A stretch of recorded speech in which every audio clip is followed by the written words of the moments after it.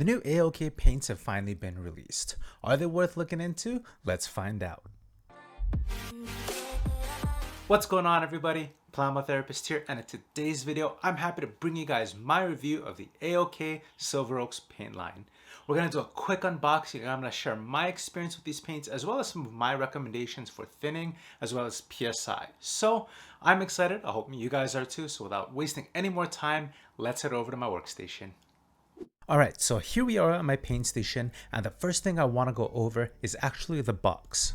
Normally I don't look too much into packaging, but you just have to stop and admire the box for a minute. Not only is it beautiful, but given that the jars are glass, I am glad that AOK has invested in protecting the products for the journey. The walls of the box are thick and come with a soft foam cutout for the jars to ensure that they don't move around in transit. However, one of the nicest touches on this box though is that they come with English instructions and recommendations on this side, but more on those later. The paint themselves come in these 30ml jars, and just like the box, they have the same English instructions on the side. Since we've got the jars out, let's go ahead and talk about thinning these paints. Personally, I like to use a Motor brand thinner, but the AOK paints also work well with the Mr. Color thinner and Mr. Color leveling thinners as well. If you are using a thinner with a retarder like the leveling thinner, I would suggest sticking to the 1:3 ratio recommended on the box. But if you use a regular thinner without the retarder like the Moto here, I'd suggest adding a little bit more thinner, but no more than a 1-part paint to a 3.5 part thinner ratio. The only exception to this rule would happen to be the black, and for this I'd recommend a 1-part paint to a 2.5 part thinner ratio, especially if you're using a leveling thinner. Now, I'm not going to go into detail on how to thin your paints in this video, but if you want to learn how I like to thin my paints, check out my paint thinning tutorial, which I'll link in the corner now. Feel free to check that video out and come back, or if you want, you can finish this video and head on over there for some more great tutorial content. With the paints all prepped, we're ready for painting. According to the instructions on the side, they recommend 1 to 2 coats at 15 to 20 psi or until desired coverage is achieved.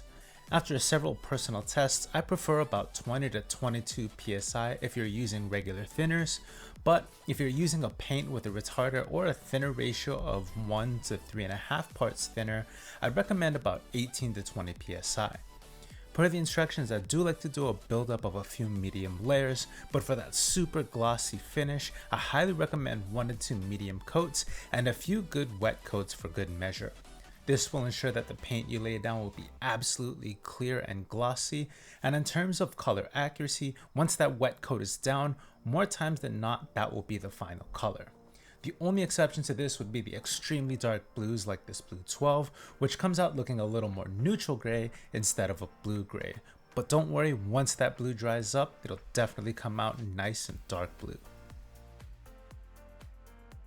And I'm sure some of you want to see this paint on more than just some spoons, so in today's video I'm going to work on the Ava Unit 2, doing a slight color change and some variations to see and show you guys how the paint looks on a kit. So let's get going with that.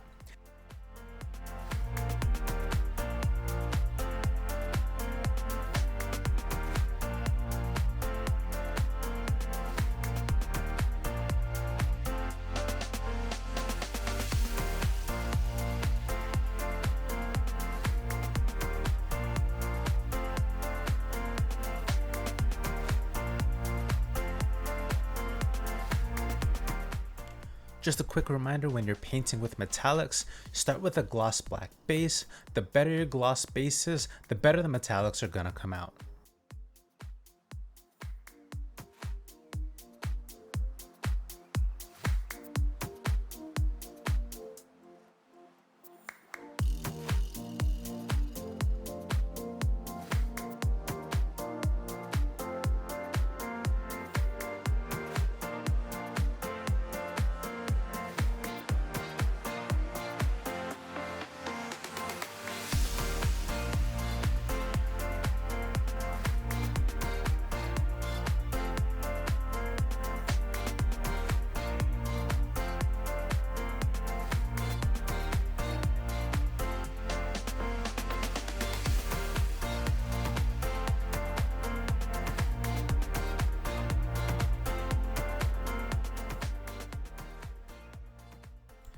As I work on this Ava Unit 2, I'm sure many of you are also wondering, how does this paint compare to the Anchoret paints that we've seen before? Based on my experience with both, if you liked the Anchoret paints, you'll be very happy to know that these paints are almost the same. Now, some people argue that it's exactly the same. I have no way to confirm or deny it. All I know is that both of these paints are beautiful, and with 70 color options from AOK Silveroaks, there's no shortage of color variations, so feel free to pick up whatever you need.